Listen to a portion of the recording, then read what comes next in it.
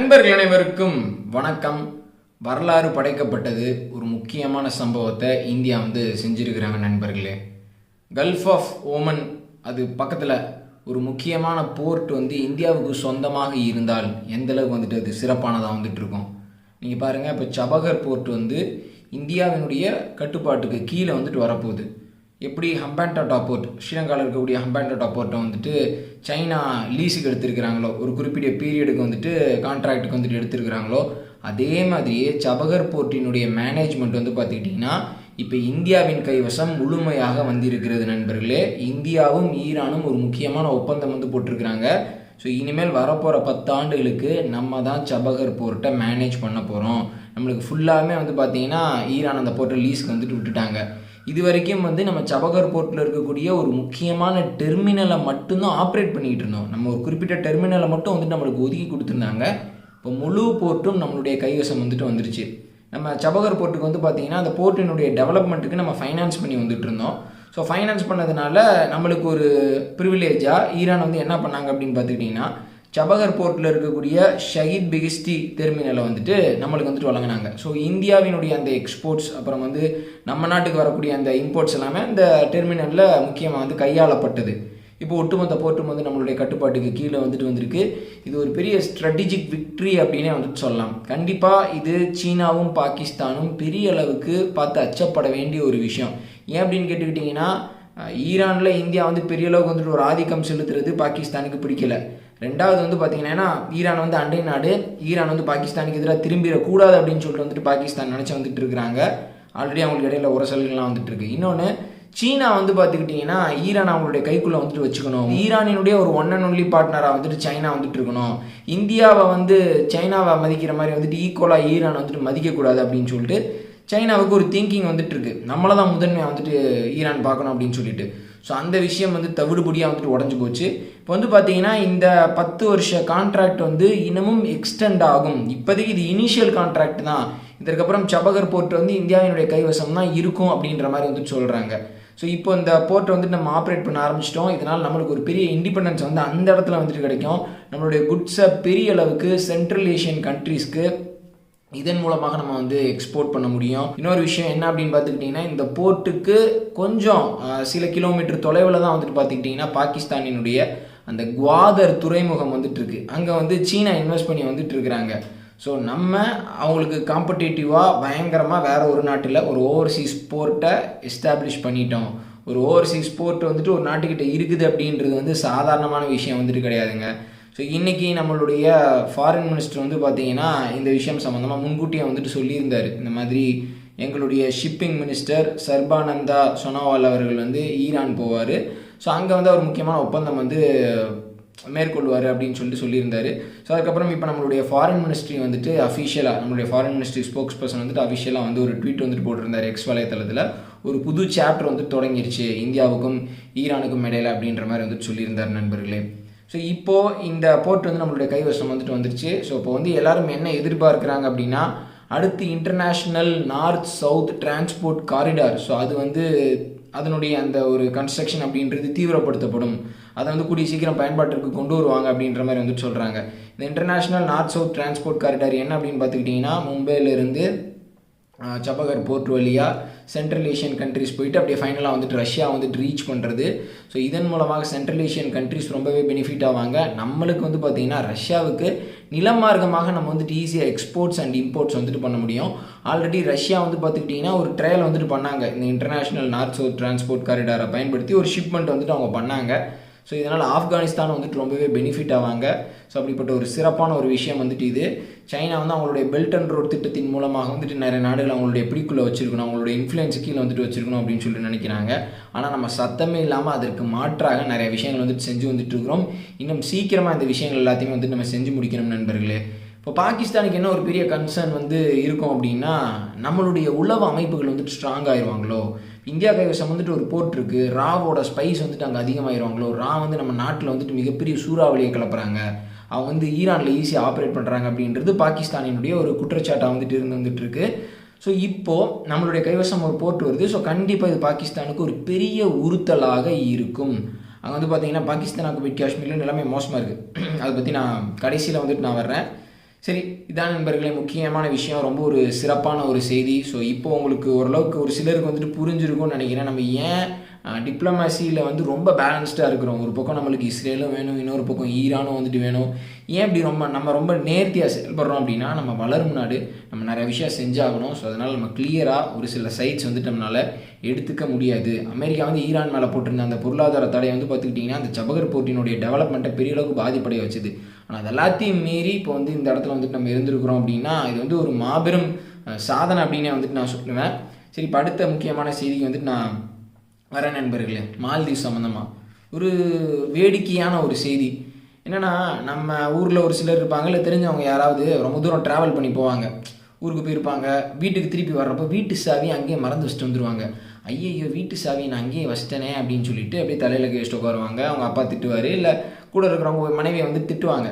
இப்போ அப்படி மால்தீவ்ஸ் வந்து இந்தியாவினுடைய செக்யூரிட்டி பர்சனல்ஸ் எல்லாருமே, இந்தியன் ட்ரூப்ஸ் எல்லாருமே வந்துட்டு வெளியேறணும், மால்தீவ்ஸை விட்டு வந்துட்டு போகணும் அப்படின்னு சொல்லிட்டு மாலத்தீவினுடைய பிரசிடென்ட் முயிஸ் வந்து பிரச்சாரம் பண்ணி, இப்போ வந்து நம்ம வந்து நம்மளோட ட்ரூப்ஸை வித்ட்ரா பண்ணிட்டோம். மே 10 இந்தியன் ட்ரூப்ஸ் எல்லாருமே 100% வந்துட்டு வித்ட்ரா ஆகிட்டாங்க.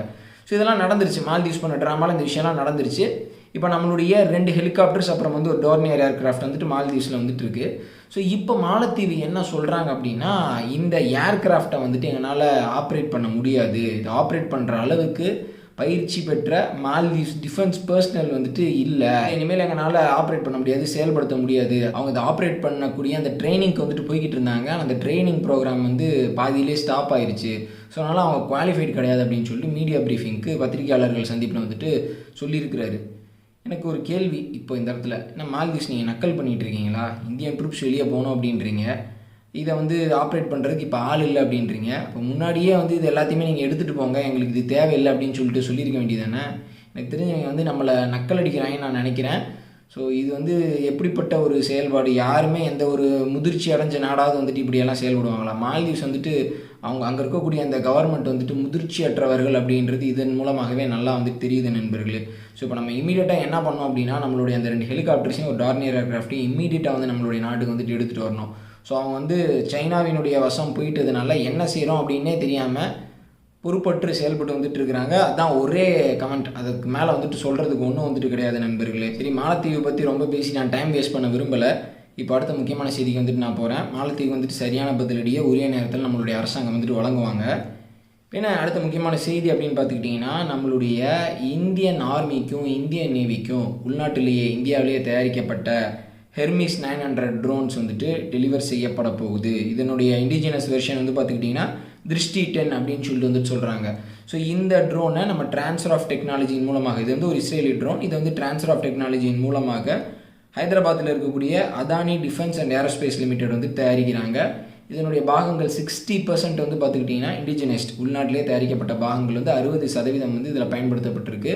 ஸோ இந்த ட்ரோனை வந்து பார்த்திங்கன்னா இப்போது 2 இந்தியன் ஆர்மிக்கும் 2 இந்தியன் நேவிக்கும் வந்துட்டு கூடிய விரைவில் டெலிவரி செய்ய போகிறதா செய்திகள் வந்து வந்திருக்கு நண்பர்களே. ஸோ இது வந்து ஒரு சிக்னிஃபிகண்ட் பூஸ்ட் அப்படின்னு சொல்லிட்டு வந்து சொல்கிறாங்க. இது வரைக்கும் வந்து பார்த்திங்கன்னா நம்மளுடைய இந்தியன் ஆர்மியை வந்து இஸ்ரேலினுடைய ஹெரன் ட்ரோன்ஸை தான் வந்துட்டு பெரிய அளவுக்கு பயன்படுத்தி வந்துட்டு இருக்கிறாங்க. ஸோ இப்போ இம்மீடியட்டாக வந்து பார்த்திங்கன்னா அடுத்து என்ன நடக்க போகுது அப்படின்னா, எல்ஏசி சைடு நம்ம பெரிய அளவுக்கு ப்ரிடேட்டர் ட்ரோன்ஸ் MQ-9 ட்ரோன்ஸை வந்து நம்ம டிப்ளாய் பண்ண போகிறோம். இன்னொரு பக்கம் வெஸ்டர்ன் ஃப்ரண்ட்டில் வந்து பார்த்துக்கிட்டிங்கன்னா இந்த திருஷ்டி 10 ட்ரோன்ஸை வந்துட்டு நம்ம பெரிய அளவுக்கு டிப்ளாய் பண்ணுவோம். ஸோ 2 வித்தியாசமான ட்ரோன் 2 வித்தியாசமான எல்லை பகுதிகளுக்கு கூடிய சீக்கிரம் வரும். ஸோ இது ஒரு பெரிய மாற்றம், ஒரு டாக்டிக்கல் ஷிஃப்ட் அப்படின்னு சொல்லிட்டு சொல்கிறாங்க.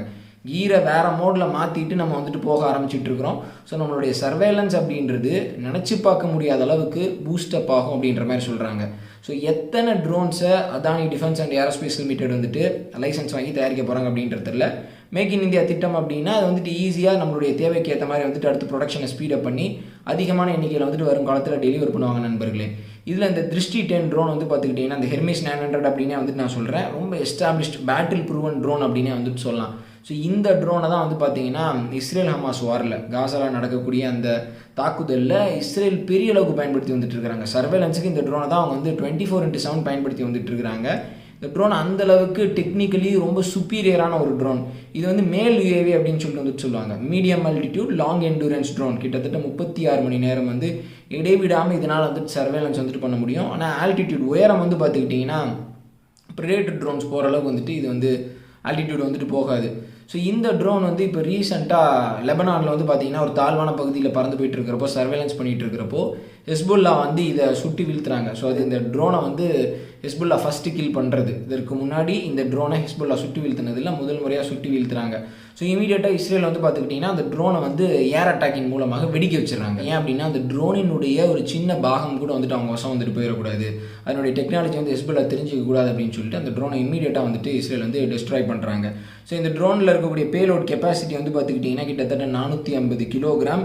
இது வந்து ஒரு பெரிய சர்வேலன்ஸ் மேரத்தான் வந்துட்டு பண்ணும். கண்டினியூஸாக வந்துட்டு சர்வேலன்ஸ் இன்புட்டை வந்துட்டு கொடுத்து வந்துகிட்டே இருக்கும்.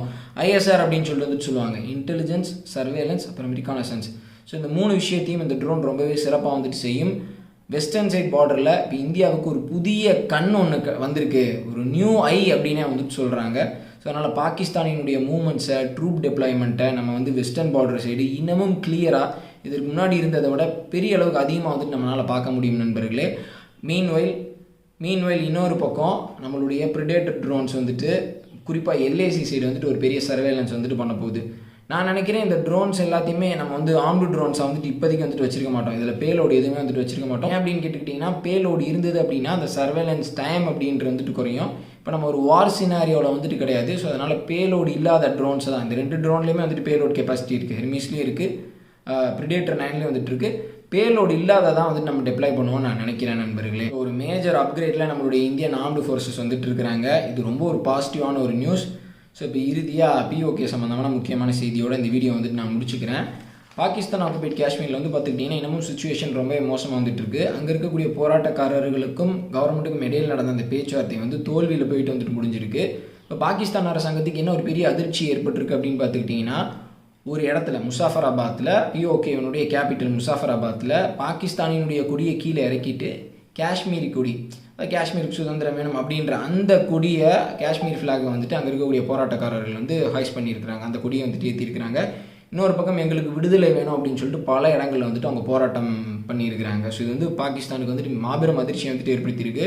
ஸோ இந்தியாவோட எங்களை இணைச்சிருங்க அப்படின்னு சொல்லிட்டு அவங்க பெரிய அளவுக்கு பேரணி போகக்கூடிய அந்த நாள் வந்து வெகு தொலைவில் இல்லை அப்படின்ற மாதிரி அங்கே நிறைய பேர் வந்து அச்சப்படுறாங்க நண்பர்களே. ஆல்ரெடி ஒரு சில கொடிகள்லாம் வந்துட்டு தென்பட்டது, போராட்டத்தில் வந்துட்டு தென்பட்டது. நிறையா நபர்கள் தனித்தனியாக எங்களை வந்துட்டு இந்தியாவோட இணைச்சிருங்க அப்படின்ற மாதிரிலாம் வந்துட்டு பேசி வந்துட்டு இருக்காங்க.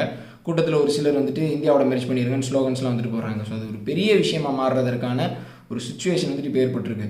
ஸோ இதனால் பாகிஸ்தானினுடைய பிரைம் மினிஸ்டர் ஷேபாஸ் ஷெரீஃப் வந்து பார்த்துக்கிட்டிங்கன்னா இம்மீடியட்டாக 23 பில்லியன் பாகிஸ்தான் ருபி, பில்லியன் ஒரு பெரிய அமௌண்ட், 23 பில்லியன் பாகிஸ்தான் ருபியில் வர்றப்போ வந்துட்டு அது ஒரு கம்மியான தொகை தான். இந்திய மதிப்பில் பார்க்குறப்போ ஒரு கம்மியான தொகை தான், அவங்களுக்கு அது பெருசு. 23 பில்லியன் பாகிஸ்தான் ருபியை வந்து பாகிஸ்தான் ஆக்குபைட் காஷ்மீருக்கு ஒரு இம்மீடியட் ஃபண்டாக, ஒரு எமர்ஜென்சி ஃபண்டாக வந்துட்டு இப்போ ஒதுக்கி இருக்கிறாரு.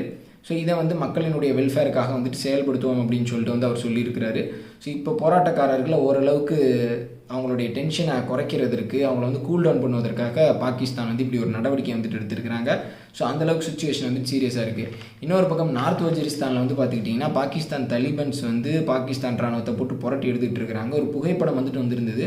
ஒரு பாகிஸ்தான் ஆர்மி சோல்ஜர் வந்துட்டு அப்படியே உட்கார வச்சிருக்கிறாங்க. லேட்டஸ்ட்டாக இப்போ வந்து ஒரு புகைப்படம், பக்கத்தில் வந்து இந்த பாகிஸ்தான் தலிபான் பயங்கரவாதிகள் வந்து அப்படியே போஸ்ட் கொடுத்துட்ருக்குறாங்க. ஒரு HD இமேஜ், நல்லா தெளிவான ஒரு புகைப்படம்.